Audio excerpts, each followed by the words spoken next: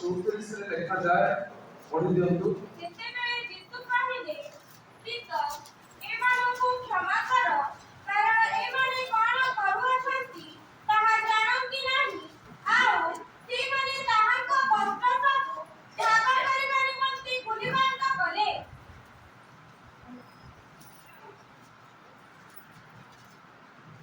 ପ୍ରଭୁ ଯୀଶୁ ଖ୍ରୀଷ୍ଟଙ୍କର ପ୍ରଥମ ବାଣୀ ଆମେମାନେ ଦେଖିଲୁ। ପ୍ରଭୁ ଯୀଶୁ ଖ୍ରୀଷ୍ଟ କ୍ରୁଶରୁ ଏହି ପ୍ରଥମ ବାଣୀ କହିଲେ, ପିତା, ଏମାନଙ୍କୁ କ୍ଷମା କର, କାରଣ ଏମାନେ କଣ କରୁଅଛନ୍ତି ତାହା ଜାଣନ୍ତି ନାହିଁ।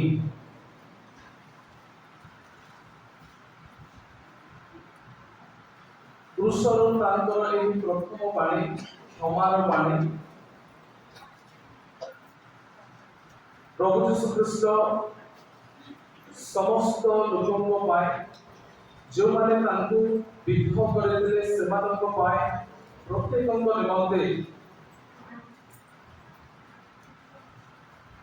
ଯଦିଓ କ୍ରୁଶରୁ ଅତ୍ୟନ୍ତ କଷ୍ଟ ଅବସ୍ଥାରେ ଥିଲେ ତଥାପି ସେ ଏହି କ୍ଷମାର ବାଣୀ ଶୁଣାଉଅଛନ୍ତି। ଯଦି ଆମେମାନେ ଦେଖିବା ପ୍ରଭୁ ଯୀଶୁ ଖ୍ରୀଷ୍ଟଙ୍କର ଏହି କ୍ଷମାର ବାଣୀ କେଉଁ ପରିସ୍ଥିତିରେ ଆସିଛି, ପ୍ରଭୁ ଯୀଶୁ ଖ୍ରୀଷ୍ଟଙ୍କର ଏହି କ୍ଷମାର ଗଭୀରତା କେତେ ଦୂର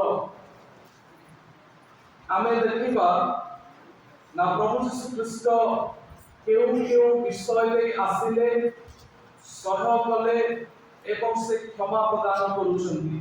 ସର୍ବପ୍ରଥମେ ପ୍ରଭୁ ଯୀଶୁ ଖ୍ରୀଷ୍ଟ ସେ ନିଜ ଲୋକମାନଙ୍କ ଠାରୁ ପ୍ରବଞ୍ଚିତ ହେଇଥିଲେ, ଯାହା ଆମେ ଦେଖୁ ମାଥ୍ୟୁ ତାର 26 ଅଧ୍ୟାୟ 49 ପଦରେ।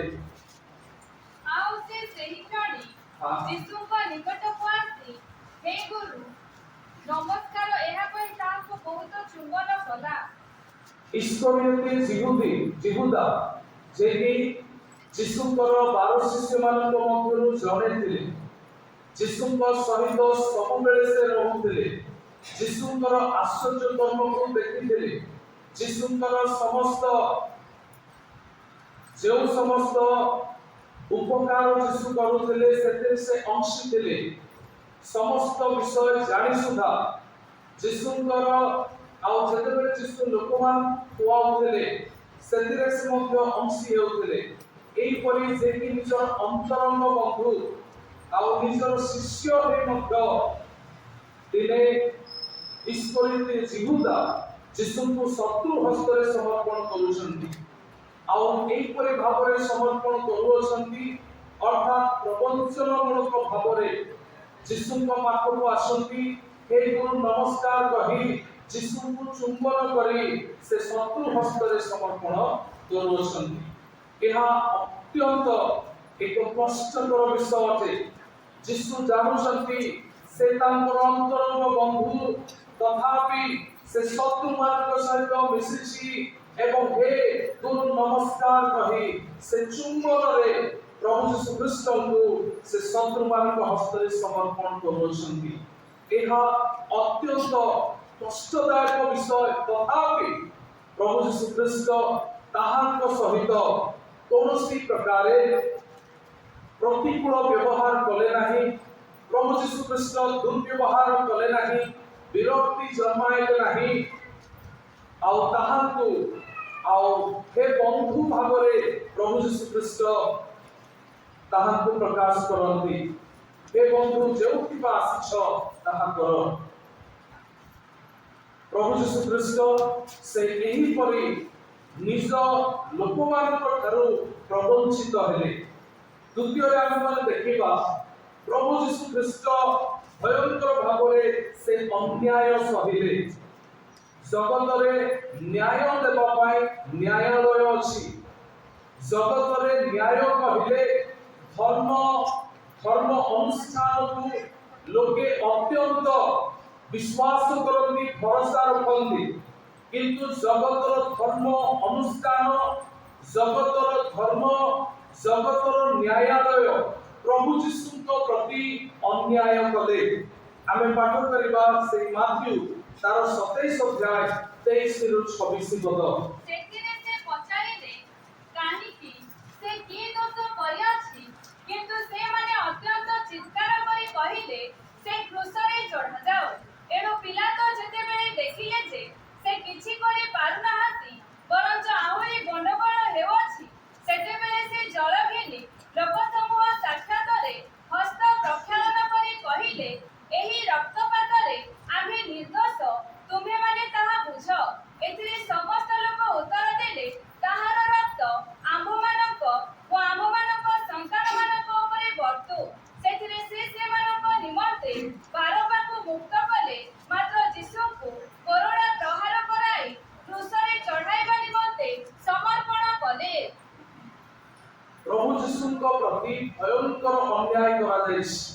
हुएत पृथ्वी इतिहास रे केबे मध्य एइपरि अन्याय हेइ नथिबो। धर्म जन व्यक्ति को अन्याय करुछ।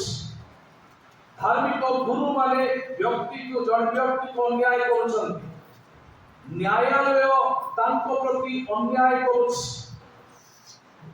समग्र पृथ्वी इतिहास रे वास्तव रे केबे एपरि घटी नथिला जहाँ प्रभु जीशुଙ୍କ प्रति एपरि भयंकर अन्याय हेइछ।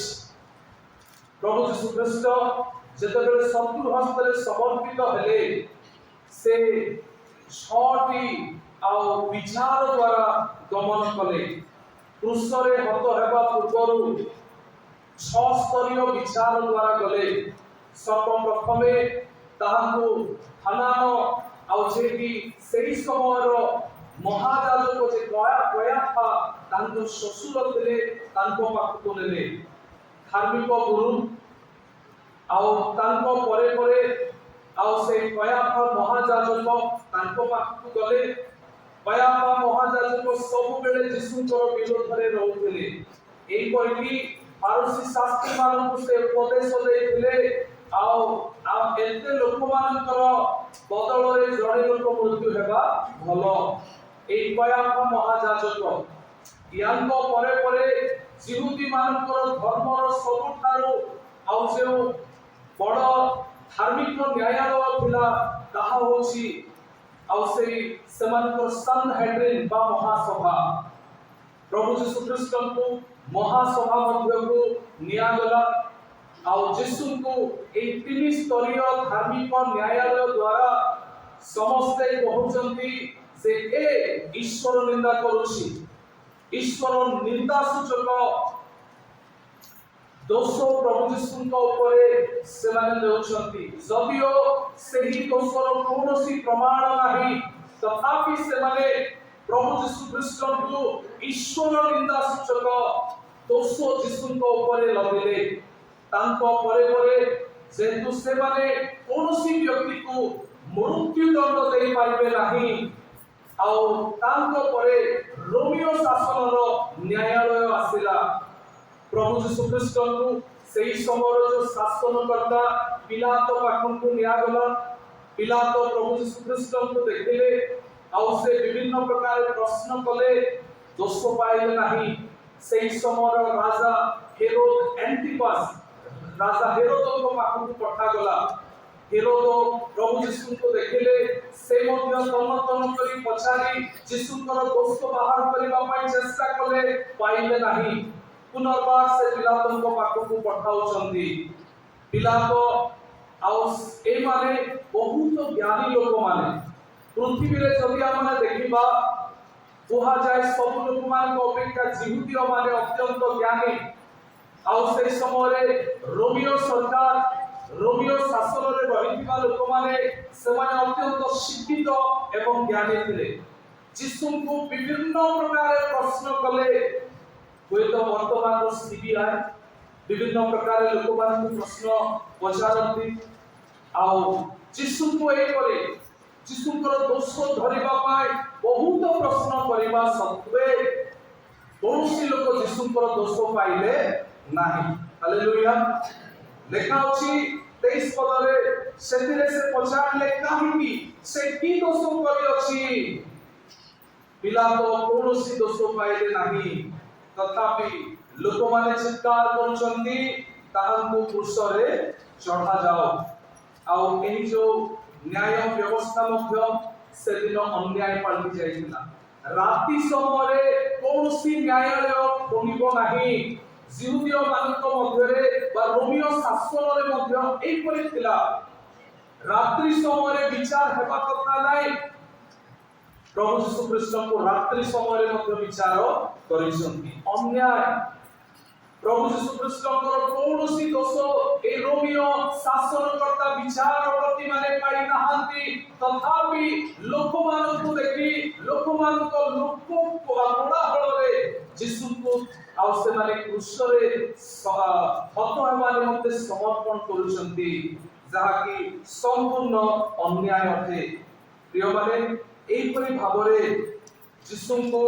क्रूस रे हत करा जाउछि जे यीशुଙ୍କର ବଦଳରେ ଜଣେ ଚୋର ଜଣେ ହତ୍ୟାକାରୀ ଯେ ବାରବା ଲୋକମାନେ ତାଙ୍କୁ ମୁକ୍ତ କରୁଛନ୍ତି ଦେଖନ୍ତୁ ଲୋକମାନଙ୍କର କିପରି ଚିନ୍ତାଧାରା ଜଣେ ଉତ୍ତମ ବ୍ୟକ୍ତି ଜଣେ ଧାର୍ମିକ ବ୍ୟକ୍ତିକୁ ମାରିବା ପାଇଁ ଏହି ଜଗତ ଏହିପରି ତଳକୁ ଖସି ଯାଇଛି ଯେ ଯୀଶୁଙ୍କ ବଦଳରେ ସେ ହତ୍ୟାକାରୀ ମୁକ୍ତ ହେଲେ ହୋ କିନ୍ତୁ ଏହି ଯୀଶୁ ସେହି କ୍ରୁଶରେ ହତ ହେବାକୁ ପଡ଼ିବ वर्तमान स्थिति ही एहा से भल हो कि मंद हो मनुष्य तार स्वार्थ पूरण करिबारे लागि पड़िस निज स्वार्थ पूरण पाए लोक माने मरंतु कि बचंतु सेतिरे कोनोसी जाय आसे नाही विषय सत्य हो कि न हो से विषय सत्य थिले मध्य सेतिरे कोनोसी जाय आसे नाही केवल सही समय कथा नुह वर्तमान पृथ्वीर कथा अटे निज स्वार्थ विरुद्ध रे कोनोसी आंच आसिले से जे कोनोसी सत्यतार विषय हो से कोनोसी विषय हो ताकू हटेई देबा आजिकालीर पृथ्वीर आउ से विचार मोर प्रिय माने आमाने देखु प्रभु यीशु कृष्ण को जदियो धार्मिक व्यक्ति हेले मध्य प्रभु यीशु कृष्ण को अन्याय करा जाउछि विचारर समय रात्रि समय एक अन्यायर समय थिला जेतु सेही समय करबा उचित नथिला विचार रे दोषी साब्यस्त हेले ही ताहांकु दंड देबा कथा किंतु से निर्दोष साब्यस्त हेले तथापि ताहांकु दंड दिया गला यीशुଙ୍କ प्रति अन्याय करा गला कौनसी धार्मिक विषय निमंते ताहाकु मृत्युदंड देवार रोमियो आईन रे नथिला तथापि एक धार्मिक विषय जत सकासे यीशुଙ୍କୁ मृत्युदंड दिया जाउछि संपूर्ण अन्याय थिला प्रिय माने एही परि यीशुଙ୍କ प्रति जघन्य अन्याय करगला तृतीय रे आमे देखु यीशुଙ୍କ प्रति भयंकर निर्यातना आमे समस्त जानो प्रभु यीशु ख्रीष्ट जेतेबेले शत्रु हस्तरे समर्पण हेबा निमंते यीशु को दिया गला आ सेही समय ताहांकु सैनिक माने नियंती ताहांकु विधा मरा जाउछि ताहांकु छापुरा मारिले ताहांको मुखरे छेप पकाइले ताहांकु कोरडा प्रहार कराइले प्रभु यीशु ख्रीष्ट अत्यंत रक्ताक्त अवस्था रे अछंती ताहांकु क्रूस वहन करिबा पय दिया गला एवं प्रभु यीशु ख्रीष्ट को शेष रे क्रूस रे चढ़ा गला एतिक रे मन भरिला नाही यीशु को बच्छार आघात देउछंती मन भरि नाही यीशुଙ୍କର मांस पडुछि तांको रक्त संपूर्ण भाव रे बहुछि तथापि मन भरि नाही लोके तांको परिहास करूछंती तू जमी ईश्वरଙ୍କର पुत्र एही क्षणे बुधाया आमे तो करे विश्वास करिबा ताहाकु भयंकर भावरे हट्टा परिहास निंदा करूछंती सब सरी गला निर्यातनार सीमा टपी गले एई छार मनुष्य पापी मनुष्य निर्यातनार सीमा टपी जीवा फलरे मध्य देखंतु प्रभु यीशु ख्रीष्टଙ୍କର क्षमार बाणी आसुछि यीशु ख्रीष्ट प्रवंचना सहिले यीशु ख्रीष्ट अन्याय सहिले यीशु ख्रीष्ट निर्यातना सहिले ए सब परिवर्ते प्रभु यीशु ख्रीष्ट क्रूस पर एही बाणी प्रकाश कले पितो ए माने कोन करूछथि जानते नाही ए मानकु क्षमा करो हालेलुया एपरि क्षमा देवा लोक किए अछि जगत रे कोनोसी व्यक्ति एपरि क्षमा देई पारिबो नाही हुए तो आमे कहबा मु तो क्षमा देली आ आइन जहा कोनसी करू पछे नाही प्रभु यीशु ख्रीष्टଙ୍କର जो क्षमार बाणी पिता परमेश्वरଙ୍କ ଠାରେ ଆଉ ସେ क्षमार ବାଣୀକୁ ବା क्षमार ପ୍ରାର୍ଥନାକୁ ସେ ରଖୁଛନ୍ତି ଯେ ପ୍ରତ୍ୟେକଙ୍କୁ क्षमा ଦିଆଯାଉ ଆଜି ଏହି ଏକ ଆଦର୍ଶ ଯୀଶୁ ଖ୍ରୀଷ୍ଟ ସେ ପ୍ରଥମ ବାଣୀରୁ ଆମ୍ଭମାନଙ୍କୁ ମଧ୍ୟ ଦେଇଛନ୍ତି ପ୍ରତ୍ୟେକ ଖ୍ରୀଷ୍ଟ ବିଶ୍ୱାସୀ କେତେ ଥର ଆମେ क्षमा ଦେବା କଣ କଲେ ଆମେ क्षमा ଦେବା କେ ଗୋଟେ ଆମକୁ ଗାଳି ଗୁଲଜ କରିଛି ସେଥିରେ क्षमा ଦେଇଦେବା ଯଦି ଆମକୁ କେ ମାରିଛି ଆମେ क्षमा ଦେବା ନାହିଁ ଏମିତି ଅଛି କି ନାହିଁ ଯୀଶୁଙ୍କର क्षମାର ଆଦର୍ଶ ହେଉଛି ଚାहे ଆମେ ଅଶାନ୍ତି ହେଇଛୁ କେହି ଆମମାନଙ୍କୁ ଆଉ ଚାପୁଡେ ଆଉ ମାରିଛି କିମ୍ବା ଯାହା ହେଉ ପଛେ क्षमाର କୌଣସି ସୀମା ନାହିଁ ପ୍ରଭୁ ଯୀଶୁ ଖ୍ରୀଷ୍ଟ ଆଉ ସେ ଯେପରି क्षमा ଦେଇଛନ୍ତି ସେହିପରି क्षमा ଦେବା ନିମନ୍ତେ ତାହାଙ୍କର ଲୋକମାନଙ୍କୁ ସେ এই আদর্শ দেই প্রকাশ করেছেন প্রিয় মানে প্রভু যীশু খ্রিস্ট কহিলে কেতে থর ক্ষমা দেবার ଅଛି কি 70 গুণ তার অর্থ 70 গুণ 7 থর মানে গুণন করি গণি গণি ক্ষমা দেবা তাহা নুহ প্রভু যীশু খ্রিস্টଙ୍କର কহিবার অর্থ ଅଛି ଆମେ ক্ষমার এইপরি ক্ষমা দেবা তাহার কোনসি সীমা নাই ଆମେ क्षमा ଦେବାକୁ ପଡିବ ଆଦର୍ଶ ପ୍ରାର୍ଥନାରେ ମଧ୍ୟ ପ୍ରଭୁ ଯୀଶୁ ଖ୍ରୀଷ୍ଟ କହିଲେ ତୁମେ ଯଦି ଅନ୍ୟକୁ କ୍ଷମା ନ ଦିଅ ତୁମକୁ ମଧ୍ୟ କ୍ଷମା ଦିଆଯିବ ନାହିଁ ମୋର ପ୍ରିୟ ମାନେ ଆଜି ପ୍ରଭୁଙ୍କର ବାକ୍ୟ ସେଇ ପ୍ରଥମ ବାଣୀରୁ ଆମମାନଙ୍କୁ ଏହା ପ୍ରକାଶ କରାଯାଏ ଆମେ ମାନେ ପରସ୍ପରକୁ କ୍ଷମା କରିବା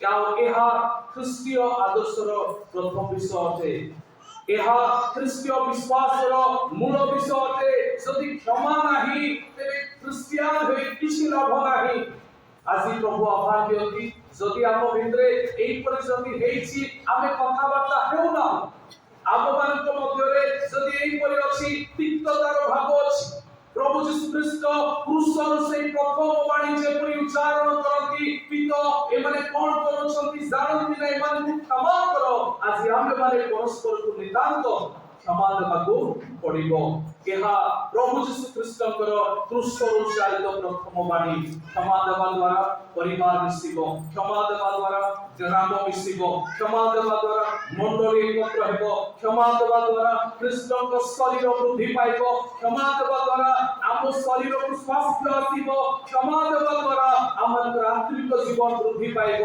କ୍ଷମା ଦେବା ଦ୍ୱାରା ଆମଙ୍କର ପ୍ରାର୍ଥନା ପରମେଶ୍ୱର ଶୁଣିବେ କ୍ଷମା ଦେବା ଦ୍ୱାରା ପରମେଶ୍ୱରଙ୍କ ଦୃଷ୍ଟିରେ ଆମେ ସନ୍ତୋଷର ପାତ୍ର ପାତ୍ରୀ ହେବା ପ୍ରଭୁ ଆମମାନଙ୍କୁ ଆଶୀର୍ବାଦ କରନ୍ତୁ ଏହି ପ୍ରଥମ ବାଣୀ ଆମେ ସମସ୍ତଙ୍କ ଜୀବନରେ କାର୍ଯ୍ୟକାରୀ ହେଉ ଆମେନ୍ ଆସନ୍ତୁ ଏହି ସମୟରେ ଆମେ ସଂକ୍ଷିପ୍ତରେ ପ୍ରାର୍ଥନା କରୁ ଏହି ବାଣୀକୁ ଆମେ ସମାପ୍ତ କରିବା ସ୍ୱର୍ଗସ୍ଥ ପିତା ଧନ୍ୟବାଦ ଦେଉଛୁ ତୁମେ ଯେ ପ୍ରାର୍ଥନା ଶ୍ରବଣକାରୀ ହାଲେଲୁୟା ଧନ୍ୟବାଦ ପିତା ଆମମାନଙ୍କ ନିମନ୍ତେ ତୁମେ ଯେ ଆପଣଙ୍କ ପୁତ୍ର ଦେଲ धन्यवाद प्रभु यीशु तुम्हें समस्त निर्यातना सहिबा सत्वे तुम्हें आम्भମାନଙ୍କ ପାଇଁ समग्र मानव जाति ପାଇଁ जो माने तुमको बिल्धी दिले से ମାନଙ୍କ ପାଇଁ ସମସ୍ତଙ୍କ ପାଇଁ ତୁମେ କ୍ଷମାର ପ୍ରାର୍ଥନା କରିଥିଲ ଧନ୍ୟବାଦ